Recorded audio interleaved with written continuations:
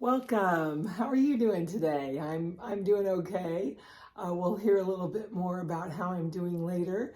I'm sitting on the floor today in front of the TV, and there's a specific reason why I have Little Women on with Korean subtitles. We'll hear about that in the second half of this video. I have two stories to tell about the TV, and it relates to how I'm doing and why I haven't had more videos out the last couple of weeks. But first, before we get to all that, we'll talk books.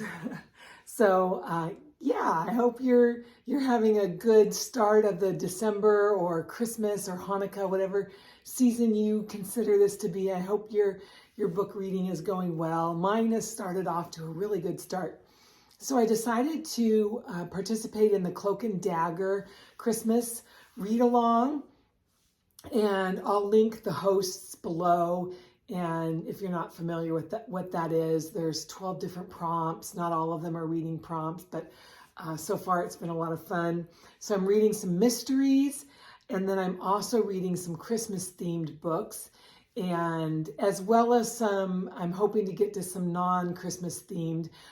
My husband is giving me God Mershon Park by Jill Hornby, and the reason I know that is because I bought it for him to give to me. I bought the UK version because I love the cover, so I'm really excited about that. So let's get back to my plans into this video. I decided that I was going to alternate and read a Christmas themed book, and then read a Cloak and Dagger mystery, and then go back to a Christmas theme, and then a Cloak and Dagger mystery. And that's kind of my rough plan, but I also just wanted myself to feel like I have margin, I have the ability to just throw everything, DNF the whole plan, and just mood read or whatever I want to do. But so far, the alternating is working very well. So I started off with a Christmas themed book, and I chose The Christmas Shopaholic by Sophie Kinsella. And I had watched Miriam from Miriam Elizabeth Reads. I'd watched her YouTube video on her Christmas recommendations, and this was on it. And I have really enjoyed the Shopaholic series in the past, and I hadn't read one in a while. Although just last month I read Sophie Kinsella's I've Got Your Number. Oh, it was either last month or the month before. And I really enjoyed it. I'd forgotten how much I loved her books. And so I thought this will be a perfect book to get back into this series. And so Becky, and I forget her last name, Becky Brandon now. She was Becky Bloomwood, but she's married now, and she has a little daughter named Minnie, and it's the Christmas season, and she's a shopaholic, and guess what? Her shopaholicism is flaring. The book starts out, she's trying to find it's November, and she's trying to find the perfect gift for her husband for Christmas, because she wants to get ahead of the game, and she's having these email exchanges with the manager of a local department store or some type of store, and she's trying to get the manager to let her in on any intel he might have if there's going to be a sale on this particular item that she wants, and she's not making much headway. Anyway, that storyline of what she's buying, her husband is thread throughout the book, as well as some other plot lines that are really fun. And the main plot line is that normally Becky loves all of the Christmas traditions, and she loves that it's always the same. But this year, her parents are moving to a suburb of London that's kind of like a hipster suburb, and which is really kind of shocking to Becky. And so they're not going to have Christmas at their house. They're kind of thrusting Christmas onto Becky. And of course, she wants it to be perfect. She's kind of the type that always wants the perfect gift, and she wants everyone to be happy, and she just wants everything to look just so. So she's working really hard to trying to make this the most magical Christmas and make everybody happy, and it's kind of driving her crazy. And so she's really falling into that trap of all of the trappings of the holiday season that can be fun sometimes, but can also be stressful and kind of divert our attention from what Christmas is really about. But then it also has that other theme of what Christmas is really about our friends and family. So this is funny. It's silly at times. It's kind of over the top, but in a good way. And it's also endearing. And it's just really the perfect read for me anyway. And I just highly recommend it. The perfect read to start off your December reading, or even, in the middle of you've already started off your reading. So pick it up. I checked this out at a library. I don't know if I'll want to buy it or not. I'm trying not to have too many books on my shelf these days, so it's good to know that it's around if I change my mind. But love this book. So then from there, I went into my Cloak and Dagger Christmas, and I'm one of my plans for this Christmas season was to read 2 of Rhys Bowen's series in her Royal Spinous series. And I was trying to read up so I could get to Naughty and Nice and the 12 Clues of Christmas, which are 5 and 6 in the series. And so I was working towards that because I wanted to read these, thinking that they were both Christmas themed, kind of Christmassy books. Well, Naughty and Nice ends up being Naughty and Nice because it's in the French Riviera, and it's actually in January. So, but that's okay. It still was really, really good. So if you're not familiar with the Royal Spinous series, Georgie, or she's Lady Georgiana, but her friends call her Georgie, she's 34th in line to the throne in the 1930s. So it's King Charles's grandfather, great-grandfather, who's the king.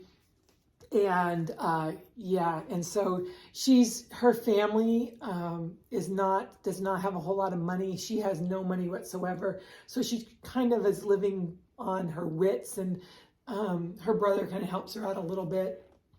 And she ends up unwittingly being in the midst of some murders. This had some robbery and murder. The queen sometimes will call her and ask her to go do some spying on David because he's hanging out with Wallace Simpson, and so the queen will ask Georgiana to do her some favors and kind of sneak around. There's also a love interest, Darcy O'Mara, and he's a titled gentleman, but his family has come on harder times too, so he doesn't have a whole lot of money, and they have some sparks with each other, but they're not quite sure that they'd be a good match because they both need money. But he continues to be a love interest. He didn't figure, he wasn't in this book as much, but their plot line did move along forward a little bit, and I really enjoyed it. It was really fun. This is just a cute series. I love Lady Georgiana, and like I said, it's a lot of fun. Highly recommend this book.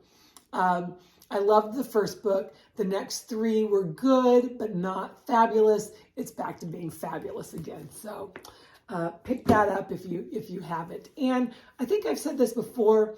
Like I said, because the romance kind of follows a little bit of a progression, but you could pick this up. You could read this one without having read any of the other ones, and she does give a little bit of backstory, and you would still really enjoy it. So those were my 2 reads thus far for December. My next read, I'll just give a little preview, is going to be Lynn Austin. She's a Christian fiction, mostly historical fiction and biblical historical fiction writer. And this is called The Wish Book Christmas. I love how it has a little 1950s feel, and it's just a short novella, so I think I'll get through that really quickly, and I'm really looking forward to it. I love the cover, And I think it just has a cozy feel. And I'm going to bundle up in my new little red and white reindeer blanket and sit in my favorite spot and read this weekend. So that's the book portion of this video. And so now the TV portion. So here's my little story with these Little Women.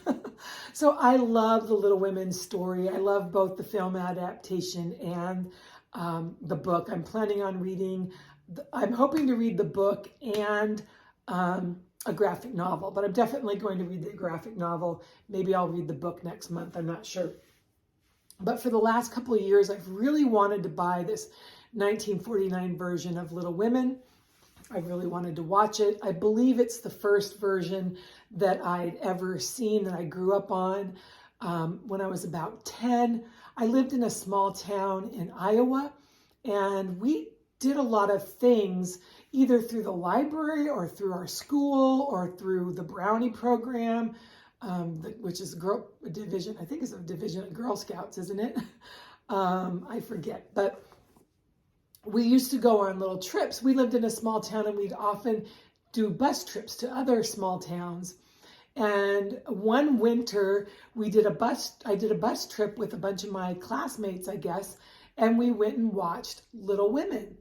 And we also watched the Matchmaker Girl, which I love that movie as well, and didn't, as a young child, somehow I missed the extreme tragedy of that movie, but I want to find that movie. And I know Disney did a version of it, and I think it came out with Cinderella on the original DVD. I think my daughter has it, so I'm going to have to try to hunt and find that.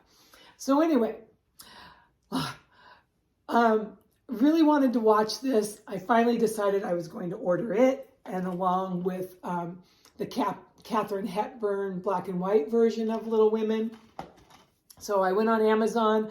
I found the first DVD for sale, clicked buy it now, and I was so excited. And it came in the mail, and I'm like, what is this? It came in this cellophane wrapper, and it had this little sticker on it. And I'm going to read the sticker to you. It says, "Thank you for your purchase. I have a little son and a wife. Your order made my family happy.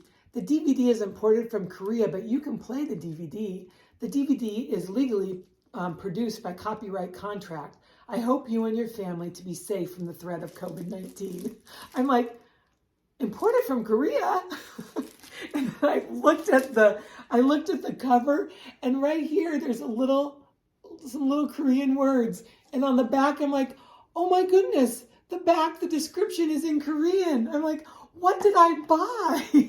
And so I did read that it said in English that the language is English and that the subtitles are in Korean and English.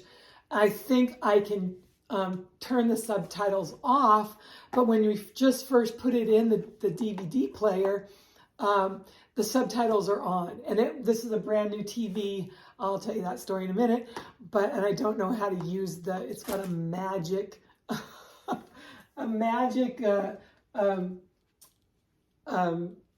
whatever these are called. I forgot. It left my brain. Remote control. But I don't know how to magically make it disappear. Bibbidi bobbidi boo, it's still there. So I need to learn how to use the remote control. But I was watching it anyway, and I do love this version. It's got June Allison as Jo, Elizabeth Taylor as Amy, and in this version, Amy and Beth have changed birth order. Beth, I believe, is Janet Leigh, and Meg is Margaret O'Brien, and I don't know who Marmee is. Maybe Rosanna Brazzi? I don't know. But anyway, this is a beautiful, beautiful adaptation, and I've enjoyed it so much so far, but I got about 2/3 of the way through and the DVD just stopped. So I did get back on Amazon and ordered the American version of it. So it's coming on Friday. So I'm going to finish this movie one way or another. But I'm so excited about it. And I thought, I can't send it back and make the poor little family sad. And it makes a good little conversation piece. So it's kind of funny. So I'm keeping it. And that's that story. Then my other story is, why do I have a new TV? And why haven't I filmed a YouTube video in about a week or so? And that's because there's a built-in desk right over here, and it has the Lego city block on it, and I was putting some fairy lights on it. I have a step ladder that is kind of new to me, step ladder, and I was stepping off of it, and I was thinking the step was like this, and the step was more like this, and I fell. And I fell into the TV, bruised my thigh really badly, and then, because I don't know exactly what I hit, but as I hit the TV and was moving, the TV was moving forward, but it's at a diagonal, and it flipped around and kind of pushed me down and fell on top of me. And so I was pretty banged up and had a headache for a few days. I think the TV actually did me a favor, because I don't think I would have wanted to land on this glass TV stand. And I just don't even want to think about what would have happened. But fortunately, my husband was home and was able to get the TV off of me. And and I'm a little, sorry, there it goes. I'm a little, banged up, but I'm doing okay. So anyway, that's how I am. That's what's been going on lately. That's what I've been reading. Please, in the comments, let me know what you've been reading. Are you off to a good start with your reading in December, or are you having to DNF things? Have you read either Christmas Shopaholic or the Rhys Bowen series? Do you like what's your favorite Little Women adaptation? I'd love to hear in the comments below. Please be careful if you're on a step ladder. Know when you're stepping down, where your foot's going to land. And I hope you're having just a great December and great read-alongs or whatever you're participating in. So that's it for me for today. I'll see you again soon. I hope every book is a good book. And yeah, I will talk to you soon. Bye-bye.